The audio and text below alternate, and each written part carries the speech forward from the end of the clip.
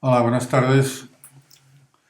Ante el comienzo de este apasionante campeonato mundial que van a disputar el vigente campeón Viswanathan Anand y el joven Magnus Carlsen, mi amigo Luis Fernández Siles, un excelente entrenador, me ha pedido que comente para ustedes una serie de momentos históricos relacionados con el título mundial, cosa que pienso hacer con mucho gusto y en la esperanza de que les agrade. Uno y dos. Steinitz, Zukertort y el primer campeonato mundial. Wilhelm Steinitz, nacido en 1836, era originario de una familia judía de Praga, de comerciantes, y cuando joven se desplazó a Viena para cursar estudios en la Escuela Politécnica. Viena era por entonces uno de los grandes centros culturales europeos, además de ajedrecísticos, y los elegantes cafés vieneses cautivaron a nuestro joven estudiante, que fue rápidamente absorbido por los ambientes ajedrecísticos. Existen anécdotas de esa época, como por ejemplo Steinitz solía jugar con Julius Epstein, que era uno de los hombres más ricos de Austria. Y a Steinitz le enervaba la cantidad de tiempo que este señor consumía en algunas de sus jugadas. De modo que, al reprochárselo, Epstein le dijo: «Joven, ¿sabe usted quién soy yo?» Y Steinitz le contestó: «Sí, perfectamente, usted es el rey de la bolsa, pero aquí el rey de la bolsa soy yo». Johannes Zukertort, por otro lado, fue quizá el maestro de ajedrez que construyó con mayor fantasía o mitomanía su propio personaje. Para empezar, un extraño nacimiento, puesto que había sido hijo natural de un sacerdote y de una baronesa polaca. Nació en Lublin, Polonia, en 1842, y él, de su propio currículo, él decía que se había doctorado en medicina por la Universidad de Heidelberg, que había sido crítico musical, también periodista, pero a la hora de la verdad no existen datos fiables acerca de todas esas cuestiones. También dijo que había sido condecorado como oficial médico en la guerra franco-prusiana, y tampoco parece que eso haya podido ser real. Por otro lado, y curiosamente, Zukertort se consideraba a sí mismo un experto en armas de fuego y un gran esgrimista, además de ser el mejor jugador de Europa de dominó, siempre según él, naturalmente. Por otro lado, Zukertort hablaba numerosos idiomas, era un políglota consumado, si bien el número es un poco exagerado. Decía que hablaba 9 idiomas, incluido el hebreo, cosa bastante dudosa, por cierto. Volvamos al tema del ajedrez ante el tablero. En 1866, fecha histórica, Steinitz derrotó al gran Adolf Andersen en un match que oficiosamente lo confirmaría como el campeón del mundo, si bien el título aún no estaba instituido, ¿no?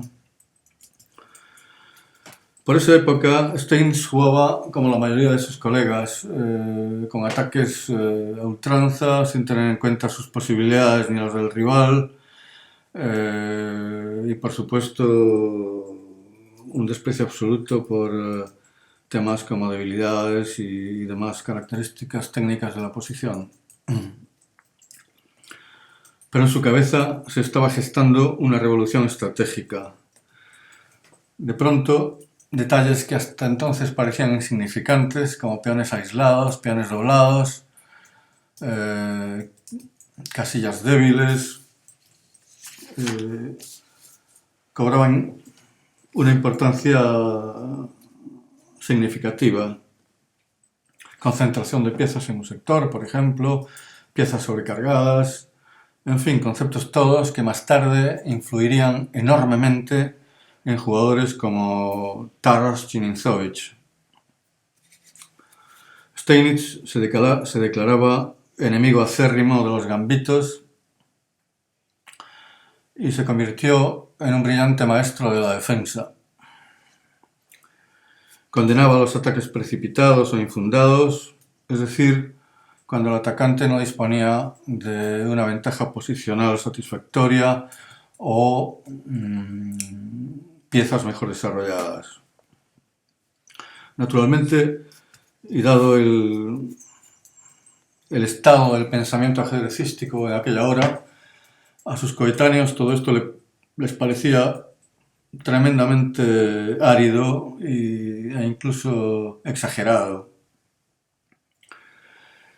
A principios de 1880, empezó a hablarse de la posibilidad de un match por el campeonato del mundo entre Steinitz y Zukertort.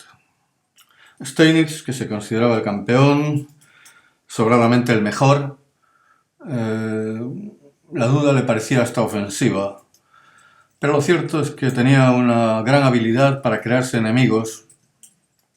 Era antipático, soberbio y, por otro lado, Zukertort era un jugador brillante que, si bien estaba asimilando algunos de los nuevos conceptos, seguía siendo un jugador clásico que debía posiblemente más a Andersen y otros jugadores de la escuela romántica. Por otro lado, en 1883, Zukertort triunfó brillantemente en el torneo internacional de Londres, superando a Steinitz en 2 puntos. Y eso fue el motivo por el que pudo permitirse desafiarlo a un duelo. Entonces, lo que podríamos llamar una pequeña conspiración de jugadores británicos invitó a Zukertort a instalarse en Londres, donde ya residía Steinitz, y Zukertort aceptó de buen grado porque le encantaban el roast beef y el vino de Oporto, que por entonces circulaba mucho por los pubs londinenses. Ahora bien, aquí entra en escena un fantasma en la sombra, sin tener arte ni parte. Paul Morphy, que llevaba confinado muchos años encerrado en una enfermedad mental relacionada con delirios persecutorios y paranoia, a pesar de haber declarado en reiteradas ocasiones que no volvería a jugar al ajedrez, seguía siendo un lastre demasiado pesado, alguien difícilmente ignorable. Dicen, en consecuencia, las malas lenguas, pero las malas lenguas expertas, en fin, que hasta que Morphy no desapareció de este mundo, ni Zukertort ni Steinitz se animaron a disputar ese match. Tal cosa sucedió en 1884 y a partir de ese momento se emprendieron negociaciones para la disputa del primer campeonato del mundo de ajedrez. Por fin, las estipulaciones del match quedarían definidas y en 1886 el encuentro debería celebrarse en 3 ciudades de Estados Unidos: Nueva York, San Luis y Nueva Orleans. La primera partida la ganó Steinitz, pero entonces sucedió algo asombroso. Zukertort ganó las 4 partidas siguientes, poniéndose con 4-1 en el marcador. El encuentro se desplazó entonces a San Luis y ahí la suerte cambiaría radicalmente para el, digamos, aspirante. En las 7 siguientes, Steinitz vencería por 5-0. A su rival, quien solo volvería a imponerse en la 13ª. Luego vuelve a sufrir 4 nuevas derrotas y Steinitz vence por fin por 10-5. Steinitz volvió a poner su título sobre la mesa en 1889, cuando se enfrentaría al maestro ruso Chigorin. Este match sería organizado y promovido por nuestro compatriota Celso Golmayo, por entonces presidente del Club de Ajedrez de La Habana. Parece que Golmayo habría conocido a Steinitz un par de años antes y cuando Steinitz escribe su grandioso libro sobre el torneo de Nueva York 1889, se lo dedica a Golmayo. ¿Qué había pasado entre tanto con Zukertort? Su médico le había advertido al jugar el match con Steinitz que ese encuentro podía ser tremendamente peligroso para su salud. Ya lo sé, dijo Zukertort, pero estoy dispuesto a desaparecer, juegue o no juegue. El reverendo MacDonnell, otro destacado jugador de la época, amigo de Zukertort, había trazado una curiosa semblanza en su día de Zukertort. Decía: solo se le veía triste cuando caminaba solo. Ahora vivió ante el tablero y ante el tablero murió. A Zukertort su match con Steinitz no le costó el título mundial, le costó la vida. Volviendo a Steinitz, por entonces, y estamos otra vez en el año 1889, desplegaba una enorme actividad como jugador, como periodista especializado para el New York Tribune. Realizaba exhibiciones de simultáneas, escribía artículos teóricos y también publicó su famoso libro The Modern Chess Instructor. Y además editaba su propia revista, The International Chess Magazine. En ese match con Chigorin lo venció claramente por 10,5, 6,5. Era el mejor de 20 partidas. Con esa misma fórmula, y también en La Habana, volvería a poner sobre el tapete el título mundial ante el húngaro de nacionalidad británica Isidor Gunsberg. También ganó, 10,5, 8,5. Hubo entonces una circunstancia curiosa.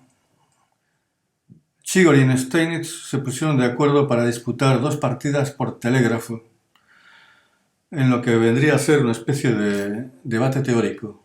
Chigorin no estaba de acuerdo con las fórmulas estratégicas de Steinitz y Steinitz se proponía demostrar que tenía razón. De modo que ambos jugaron 2 partidas, cada una con blancas y otra con negras, y ambas las ganó Chigorin, y las 2 en 38 jugadas. La primera con blancas fue un gambito Evans, la segunda con negras fue una defensa a 2 caballos en la variante 4, caballo G5.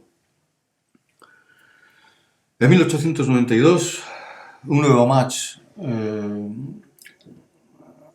de Steinitz por el Campeonato del Mundo y de nuevo en La Habana, se volvería a la fórmula de que se proclamaría campeón el primero en ganar 10 partidas. En caso de empate 10, deberían disputarse 3 partidas más. Sucedió así. Y el resultado final, pues después de 20, el marcador señalaba un empate a 10. Finalmente ganó Steinitz una vez más. Y desde entonces su estrella declinó y tuvo muchos problemas de salud, momentos de penuria, en fin. Y terminó muriendo en la miseria en la isla de Wards, en Nueva York, el 12 de agosto de 1900. Dicen que en su delirio hablaba de jugadas en notación telegráfica y también decía que a Dios podía darle peón y salida de ventaja. Seguramente no lo dijo, seguramente no es cierto, pero lo que sí es cierto es que había desentrañado casi todos los secretos del ajedrez. Fin.